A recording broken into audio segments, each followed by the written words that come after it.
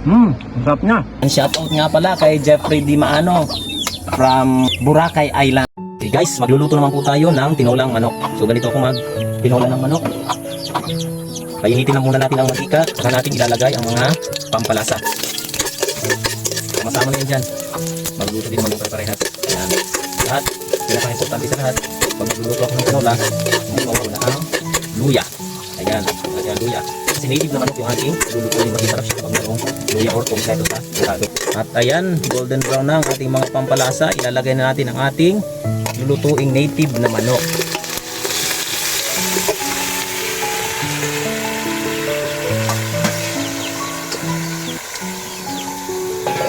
Ihintayin lang natin na ma-reduce ang sabaw nito bago natin siya lagyan talaga ng kanyang sabaw. So, yan, nilagyan natin siya ng paminta para maisipan ng halang habang sinasangkot siya natin.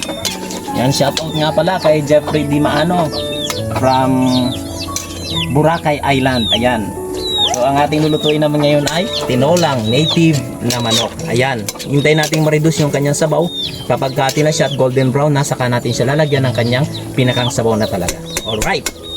Ayan, malapit na siyang mag-golden brown. Malapit na natin yan lagyan ng sabaw. Ayan, golden brown na ang ating sinangkot siyang native na manok. Oras na, palagyan natin siya ng sabaw. Ayan, napakasarap po niyan. Kita natin na nagmamantika ang ating native na manok. Yan, sariling alaga po yan, kaya hindi na namin binili. Bali, ang gastos lang namin dito ay ang aming mga rekado. Kumukulo na ang ating tinolang manok. Ilalagay na natin ang tanlad na mas magpapabango sa ating tinola ngayong umaga. Yan, kulong-kulo na siya. Naamoy ko na ang sarap ng tinolang native na manok. So at dahil wala tayong talbos ng sili o kaya ay papaya, ang ating ilalagay na pinaling sangkap niya ay dahon ng malunggay. Napakasustansya po nito.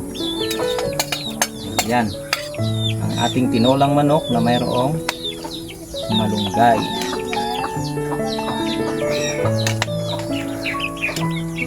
First bite ng ating tinolang native na manok.